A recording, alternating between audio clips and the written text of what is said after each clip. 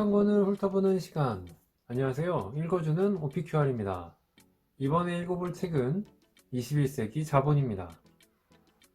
21세기, 2010년 이후, 아니 그 이전부터 우리는 환상에 잡혀 살았는지도 모릅니다. 그리고 여전히 어떤 환상에 사로잡혀 있는지도 모릅니다. 열심히 일하면 부자가 될 수 있다. 월급을 잘 모으면 부자가 될 수 있다. 은행에 적금만 잘 들어도 부자가 될 수 있다 정도겠죠. 물론 그 이야기들이 완전히 틀린 것은 아닙니다. 하지만 맞는 말은 더더욱 아닙니다. 이제, 아니 이미 월급으로 부자가 되는 시대는 지났습니다. 물론 몇 명의 슈퍼 CEO들은 이런 꿈을 뒷받침해줄지도 모르지만 워낙 소수라서 솔직히 의미가 있다고 생각되진 않습니다. 그리고 그런 그들 역시 월급으로 부자가 되진 않았습니다. 부의 증가와 부의 불평등한 분배에 큰 영향을 주는 것은 과연 월급으로 대표되는 노동일까요? 아니면 내가 가지고 있는 자본일까요? 도마 피케티의 21세기 자본입니다. 페이지는 총 700페이지입니다. 굉장히 두꺼운 책이고 선뜻 시작하기 어려울 정도의 거부감이 있는 그런 글씨 크기와 그런 구성이긴 합니다. 하지만 굉장히 이거 처음에 나왔을 때 굉장히 유명한 책이어서 많은 분들이 얘기를 들어봤거나 또 읽어보셨을 거라 예상이 되네요. 목차는 크게 4개로 나눠지는데 흐름적으로 보면 우선은 노동과 자본을 이용한 소득의 증가 추이 및 특정 퍼센트에 속하는 집단 간의 분배에 관한 최대한의 저자의 입장에서 최대한의 객관적인 자료들과 근거 없는 관련 주장들을 나열을 해서 객관적인 지표를 구성을 합니다. 그리고 이를 토대로 노동소득과 자본소득 그리고 그 소유에 대한 불평등 결과물인 현재 부의 구성을 보여주며 마지막으로 이런 불평등을 제재할 수 있는 저자가 생각하는 최선의 방법과 방향성을 공유합니다. 책 내용을 간단하게 설명드리면 이제 토마 피케티는 이 책 21세기 자본이라는 책을 쓴 목적이 굉장히 분명합니다. 이 목적은 현재 불평등한 부의 분배와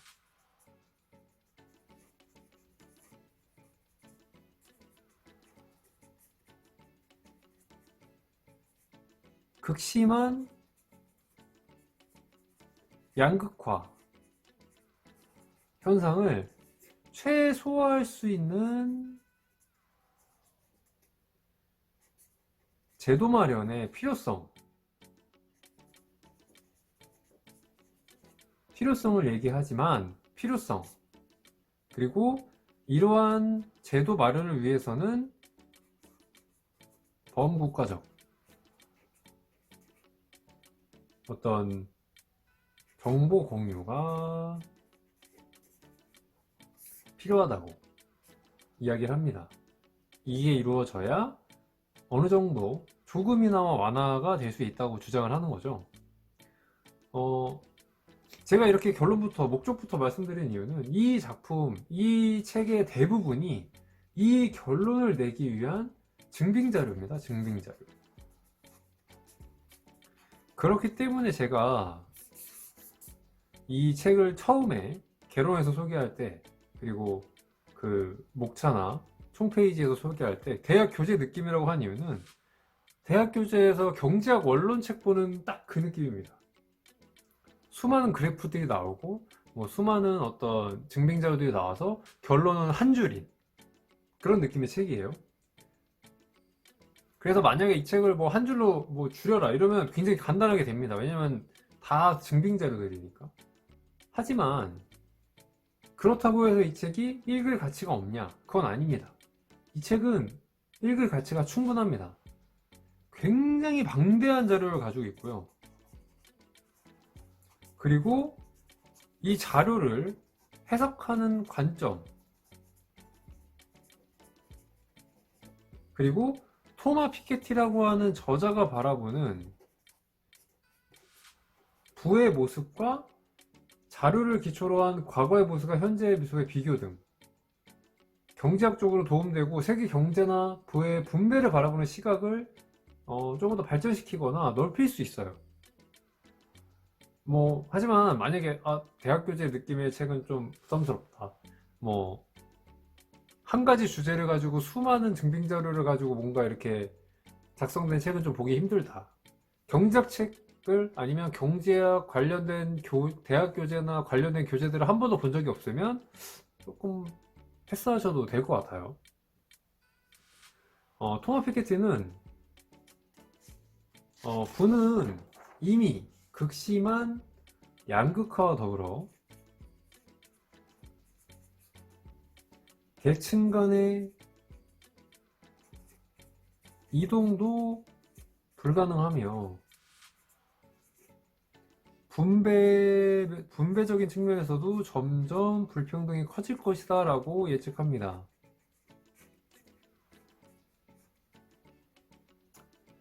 요즘 이제 한국은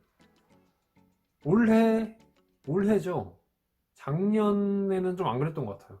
올해 초부터 이제 부동산이 약간 좀 말도 안 되는 상황을 보여주고 있는데, 이 부동산에 지금 모든 이목이 쏠려 있습니다. 부동산과 주식이죠. 지금 주식에 이렇게 몰려 있는데, 지금 부동산에 훨씬 더 많은 어떤 경제적이라든지 이런 자본들이 들어가 있다고 저는 아직까지는 판단합니다. 토마 피케티는 이 두 가지 자본 중에 이 부동산은 이렇게 등록된 부는 정부에서 관리하는 이런 등록된 재산, 등록된 부는 불평등한 분배에 아주 조그마한 영향밖에 주지 않는다고 말합니다. 그리고 이렇게 등록된 재산이나 등록된 부는 충분히 어떤 제도적인 측면에서 분배를 좀 더 평등하게 바꿀 수 있다고 얘기를 하는 거죠. 문제는 이 부의 계층이라는 표현이 좀 그렇긴 한데, 우선 간단한 단어니까 이렇게 쓰겠습니다. 전 세계 부에서 많은 부분을 차지하는 소수의 퍼센트의 그 집단이 가지고 있는 부는 이런 등록 가능한 특정 정부나 어떤 제도적으로 세금이라는 명목으로 뭔가 걷어들일 수 있는 이러한 부가 아니라 완전 기타 자본의 비율이 훨씬 높다는 거죠. 주식도 여기 포함됩니다. 그래서 부의 양극화를 조절하고 이런 불평등한 어떤 분배를 조금이나마 완화하는 것은 이런 기타 자본을 어떻게 제재하고 어떻게 관리할 것인가에 더 큰 영향을 받는다고 토마 피케티는 주장을 합니다. 토마 피케티는 이 부의 양극화, 그리고 불평등한 분배, 계층 간의 겉보기식 이동의 가능성 등을 이제 많은 자료와 해석으로 설명합니다. 간단하게 말하면 이런 얘기예요. 인구가 줄고 경제 성장률이 낮아지면 생산되는 부, 그러니까 임금만으로 축적되는 부는 자본의 증가를 따라갈 수가 없다는 거예요. 인구도 줄어들고 경제 성장률도 줄어들면 이게 이제 이 책 안에서는 굉장히 경제학적, 수학적 어떤 그런 걸로 다 설명이 됩니다. 간단하게 설명드리는 거예요. 인구가 줄고 경제 성장률이 낮아지면 자연스럽게 노동을 통한 어떤 부의 증대는 자본을 이길 수가 없다는 거예요. 즉 유산과 증여가 임금으로는 따라갈 수 없다는 거예요.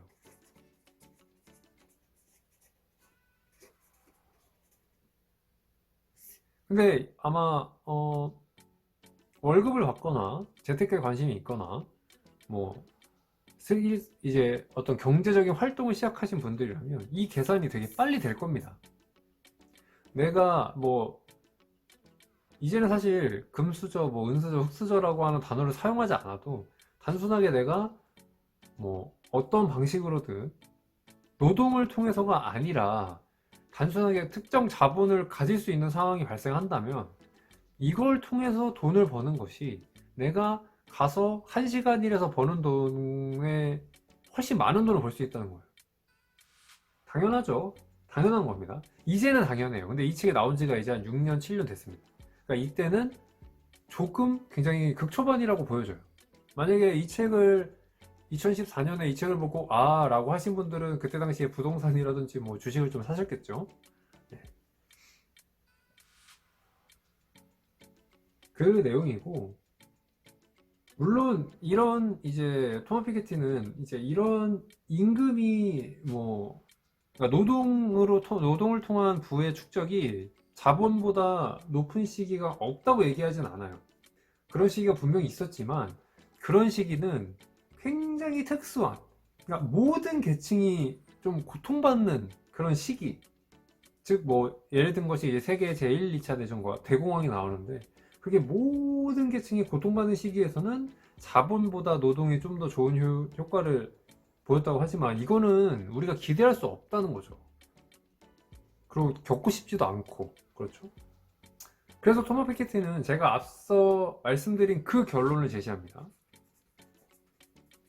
이런 불평등과 양극화를 최소화하기 위해선 교육과 기술 투자가 우선되는 건 맞지만 이게 교육과 기술은 뭐 어쩔 수 없지만 피라미드로 할게요. 이게 부의 피라미드라고 하면 이 모든 계층에 다 유익한 이익을 준다는 거예요. 그러니까 이 재분배나 불평등을 완화하는 데는 거의 영향을 줄 수 없다는 겁니다. 그렇기 때문에 앞서 말씀드린 범국가적인 범정부적인 어떤 제재가 필요하다는, 정보의 공유가 필요하다는 거고요. 또 하나는 이제 세금. 이 세금 또한 이제 국가나 특정 정부에 이제 한정이 되잖아요. 예를 들면 뭐 대한민국이라고 하면 대한민국 안에 속해 있고 대한민국 정부가 관리하는 재산이나 부라면 거기서 이제 세금을 요청하거나 세금을 할 수 있지만 재산이 만약에 외부에 있거나 그죠? 탈세라고 하죠. 그런 부분들이 이루어졌을 때는 이렇게 정부의 기능이 굉장히 한정이 된다는 거예요.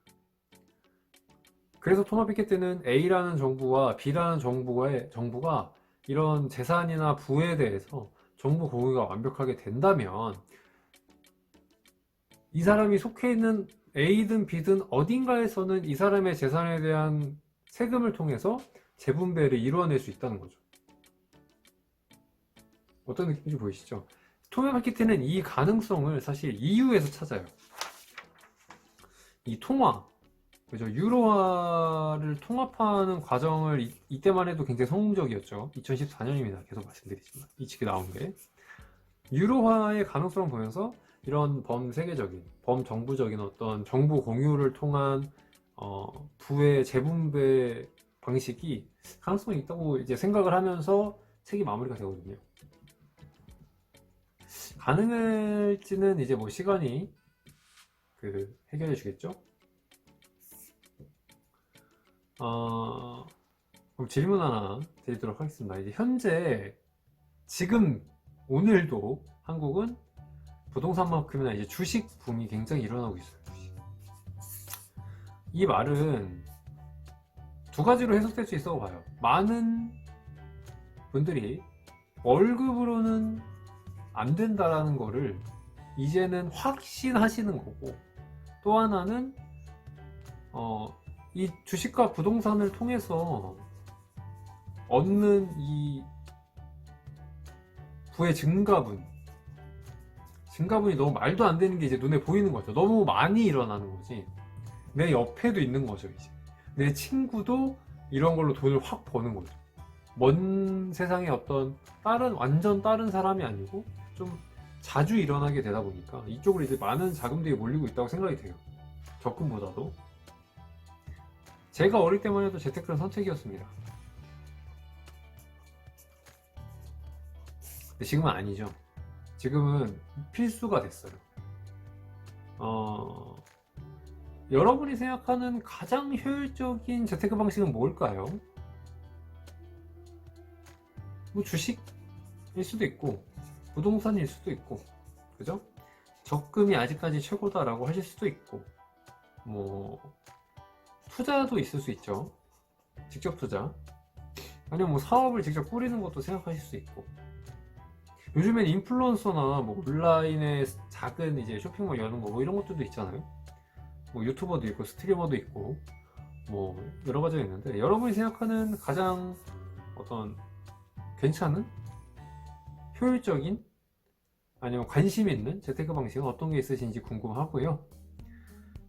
책은 많이 읽는 것보다 맞는 책을 고르는 게 중요하다고 생각합니다.